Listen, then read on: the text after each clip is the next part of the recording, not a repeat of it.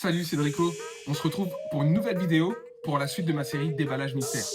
Aujourd'hui, on va passer sur le prochain produit et on va voir ça ensemble, encore une fois. Place au déballage. Découvrons ensemble cette nouvelle enceinte. NANI?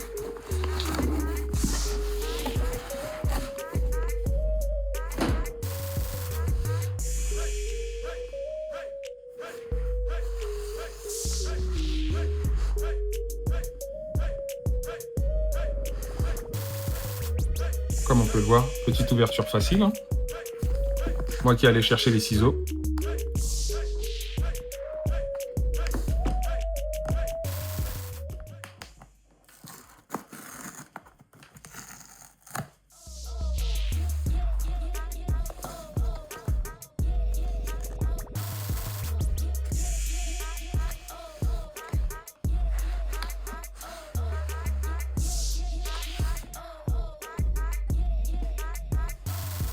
Bien sûr que je ne suis pas sponsorisé. Mon impression est qu'elle est quand même plus balèze que l'ancienne. Vraiment plus grosse. Donc, sur l'ancienne, il y avait le bouton plus et moins, comme ça. Elle pouvait faire powerbank aussi. Fun fact. On pouvait y mettre une prise jack. On avait un out, un in. Et là où on la chargeait et là où on l'allumait. Là, on était sur un appairage NFC. Elle était vraiment sympa. Mais celle-là est quand même bien plus grosse. Vous voyez la différence? Donc, à mon avis, le son va être bien plus fort aussi. Petite protection, un plus, un moins, et des touches de contrôle. Et l'allumage. J'aime beaucoup. Et je suis content d'avoir choisi cette couleur. Qui n'est pas sans rappeler, je trouve, la couleur dorée de mon iPhone. Mais bon, on n'est pas là pour ça. Encore un moment ASMR.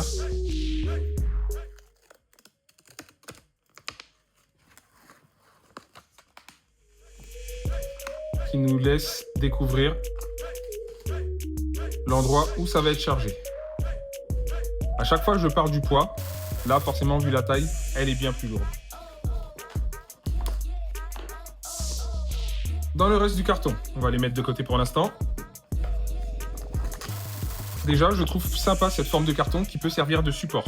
C'est-à-dire que si vous la positionnez comme ça, étant donné que la grille et la sortie du son est là, si vous la positionnez comme ça, vous pouvez vous en servir comme support. Je trouve que c'est très intéressant. Il faut savoir que sur l'ancienne, il y avait un étui dans lequel je pouvais la glisser pour la transporter. Là, je ne l'ai pas encore vu et je pense pas qu'il y en ait finalement. Voilà. Ce qui est un petit peu dommage. Ok, on a la petite dragonne, mais un étui de protection, ça aurait pas été du luxe. Donc, bien sûr, le petit fascicule d'explication. Et au moins, on nous fournit le câble de chargement. Il y a une application téléchargeable Beats qui permet pas spécialement de faire beaucoup de réglages, mais qui permet en tout cas, si vous avez deux enceintes, de les appairer ensemble. Alors voilà, comme vous pouvez le voir sur le déballage, aujourd'hui je teste pour vous la Beats Pill 2024. Alors il faut savoir que déjà j'avais l'ancienne qui je crois est sortie en 2012. Je l'ai gardée très longtemps. Je ne sais pas si vous l'avez vu passer cette sortie, mais moi je trouve que pour une pile Beats et un produit Beats, je trouve que ça n'a pas fait beaucoup de bruit. Bien sûr, sans mauvais jeu de mots par rapport à l'enceinte. Donc là, on est vraiment sur la nouvelle enceinte portable Beats, disponible en 3 couleurs, rouge, noir et cette couleur champagne. J'avoue que j'ai beaucoup hésité sur la couleur, mais je me suis dit que j'allais partir sur une couleur un peu neutre comme le champagne. Mais à la base, j'étais parti sur la rouge. Cette enceinte était à 95 € à la place de 150 € environ. Parce que suivant la couleur que vous preniez, c'était pas tout à fait le même prix. Donc en moyenne, 150 €. Ensemble, je vais vous donner mon avis sur ce qu'elle vaut vraiment, c'est-à-dire le son, l'autonomie, l'étanchéité. Et même si ça fait très longtemps que je n'ai pas utilisé l'ancienne, je vais essayer de vous donner un avis concernant la qualité, si elle a augmenté ou diminué. L'ancienne enceinte que j'utilisais, je crois, en 2012, il faut savoir que je l'utilisais tout le temps, partout.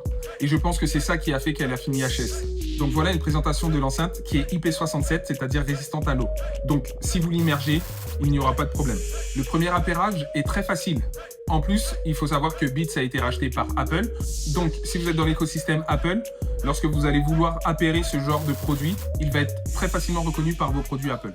Autre détail important, c'est que cette enceinte a une très grande autonomie. Elle possède jusqu'à 24 heures d'autonomie, bien sûr pour une utilisation où le son serait normal. Lorsque l'on teste le son de cette pile Beats, on reconnaît tout de suite la marque Beats, c'est-à-dire cette marque sonore un petit peu où les basses sont légèrement exacerbées. Donc si vous êtes un aficionados des bonnes basses, elle fait le travail. Attention, pour sa taille bien sûr.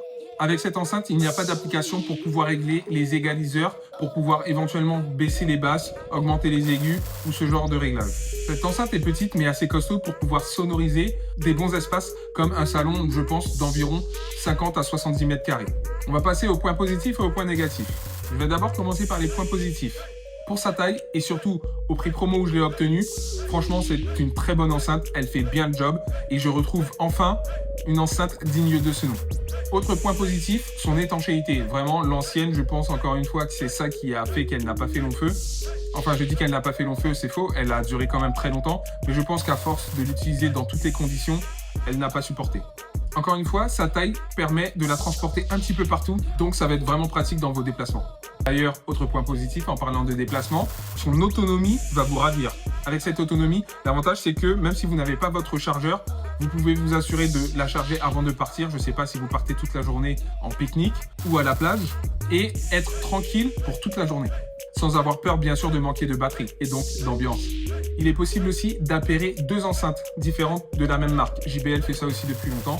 Ça reste quelque chose de pratique si vous-même vous en possédez plusieurs ou si vous avez un ami ou de la famille qui a la même enceinte que vous. Ce côté effet son stéréo, ça peut être vraiment un banger. Dans les points négatifs, si on peut appeler ça du négatif, c'est que la petitesse de l'enceinte fait que si vous voulez vraiment animer une soirée avec beaucoup de monde, en extérieur par exemple, je ne pense pas que ce soit la plus adaptée. Mais c'est pas ce qu'on lui demande. Autre petit point qui est un peu embêtant, c'est qu'il n'y a pas d'équaliseur. Donc il n'est pas possible de régler les différentes ondes sonores, donc l'amélioration des basses ou des aigus. Autre tout petit point négatif, contrairement à la Bose SoundLink, c'est que cette enceinte est certes étanche, mais la Bose, elle, flotte si jamais elle tombe dans l'eau. Je ne suis pas sûr que ce soit le cas de cette enceinte-là. Je trouve que c'est une qualité vraiment pratique si jamais, je sais pas, vous faites du canoë en musique ou je sais pas si vous êtes sur un catamaran. Si elle tombe à l'eau, vous pouvez la retrouver, contrairement à toutes les autres marques où l'enceinte pourrait couler. Attention, je dis toutes les autres marques, je ne les ai pas toutes testées. J'ai déjà entendu le son JBL notamment, que j'aime beaucoup. Mon ancienne enceinte nomade, je l'utilisais très souvent avec mon ancienne tablette qui manquait de coffre au niveau du son. Ça me permettait de suivre mes films et séries avec un bon retour de son.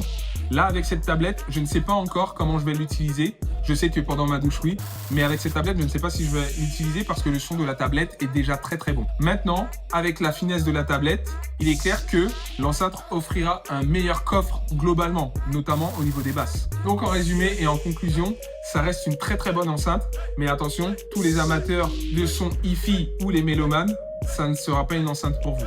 En tout cas, voilà. En conclusion, si vous êtes en petit comité, l'enceinte fera parfaitement l'affaire, je sais pas, autour d'une table ou pour un apéro, même en extérieur. Et surtout, à un prix, je pense, un peu plus élevé.